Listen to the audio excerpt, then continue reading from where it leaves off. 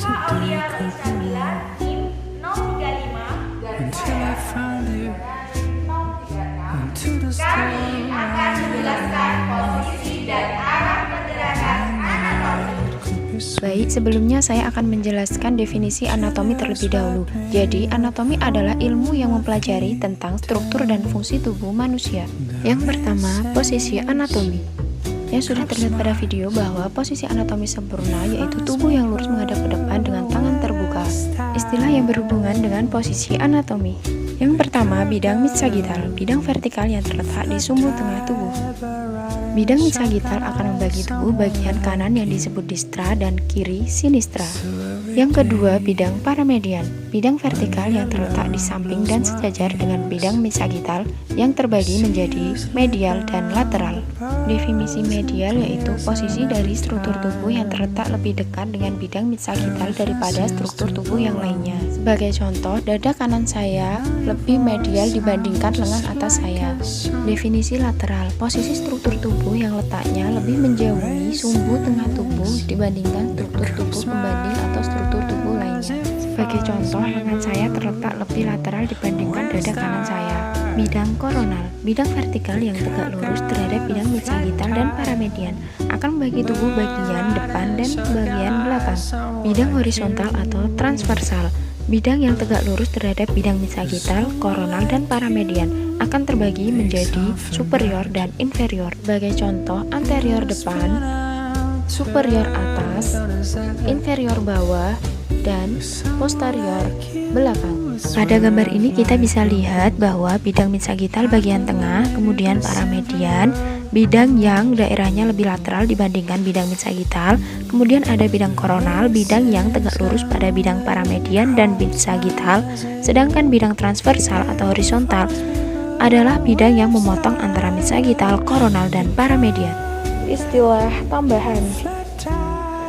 Khusus bagian tangan terdapat istilah palmar dan dorsal. Palmar yaitu bagian tangan yang depan,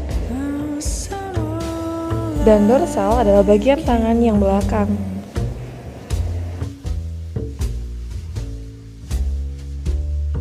Kemudian terdapat jarak relatif yang terbagi menjadi tiga.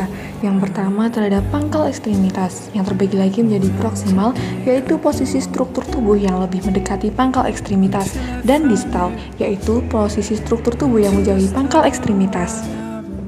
Contoh proksimal, lengan atas lebih proksimal dibandingkan telapak tangan, karena pangkal ekstremitas adalah bahu. Contoh distal, telapak tangan terletak lebih distal dibandingkan lengan atas karena telapak tangan letaknya lebih jauh dari bahu. Yang kedua ada jarak relatif terhadap permukaan tubuh, yang terbagi menjadi superficial yaitu posisi struktur tubuh yang terletak lebih dekat dari permukaan, dan profunda yaitu posisi struktur tubuh yang letaknya lebih jauh dari permukaan tubuh. Contoh superficial, otot kaki terletak superficial dari tulangnya, dan contoh profunda, tulang pengumpil dan hasta terletak lebih profunda dari otot lengan bawah. Kemudian terdapat jarak relatif terhadap pusat organ atau rongga tubuh yang terbagi menjadi interna, yaitu posisi struktur tubuh yang terletak di dalam pusat tubuh atau rongga tubuh, dan eksterna, yaitu posisi struktur tubuh yang terletak di luar pusat tubuh atau rongga tubuh. Kemudian terdapat istilah ipsilateral dan kontralateral. Ipsilateral yaitu bagian-bagian tubuh yang terletak pada sisi yang sama, sedangkan kontralateral adalah bagian-bagian tubuh yang terletak pada sisi yang berbeda. Contoh ipsilateral, tangan kanan ipsilateral dengan kaki kanan. Dan contoh kontralateral, tangan kanan kontralateral dengan kaki kiri. Kemudian istilah yang berhubungan dengan gerakan. Yang pertama ada fleksi, yang kedua ekstensi, yang ketiga abduksi, yang keempat aduksi, yang kelima sirkumduksi, yang keenam rotasi, yang ketujuh pronasi, yang kedelapan supinasi, yang kesembilan inversi, dan yang terakhir yang 10 eversi. Yang pertama kita akan membahas tentang fleksi. Fleksi merupakan gerakan menekuk yang terjadi pada bidang sagittal. Contohnya seperti yang ada pada sendi siku dan lutut. Selanjutnya yang kedua yaitu ekstensi. Ekstensi merupakan gerakan meluruskan sendi seperti yang terdapat pada video.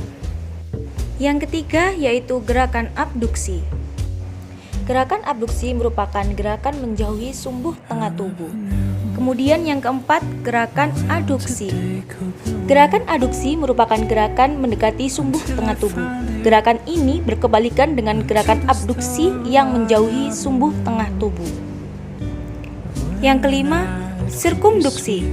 Sirkumduksi merupakan kombinasi gerakan antara fleksi, ekstensi, abduksi, dan aduksi. Yang keenam, rotasi. Gerakan rotasi adalah gerakan tubuh sepanjang sumbu panjang tubuhnya. Pada gerakan rotasi terdapat dua bagian, yakni rotasi medial dan lateral. Rotasi medial merupakan gerakan rotasi yang bergerak ke arah medial tubuh, seperti menggerakkan siku ke arah medial tubuh di mana telapak tangan berada pada depan bagian perut tubuh. Rotasi lateral yaitu gerakan rotasi yang menuju lateral tubuh, seperti menggerakkan siku ke arah lateral. Yang ketujuh, pronasi. Pronasi merupakan gerakan rotasi medial lengan bawah yang sedemikian rupa sehingga telapak tangan menghadap ke posterior tubuh. Yang kedelapan, supinasi. Supinasi merupakan gerakan rotasi lateral dari posisi pronasi sehingga tangan menghadap ke arah anterior tubuh, seperti gerakan membuka telapak tangan. Yang kesembilan, inversi. Inversi merupakan gerakan kaki yang menghadap ke medial tubuh, seperti telapak kaki yang mengangkat dan menghadap ke arah medial tubuh. Yang terakhir, yang ke-10, eversi. Eversi merupakan gerakan kaki sehingga telapak kaki menghadap ke arah lateral.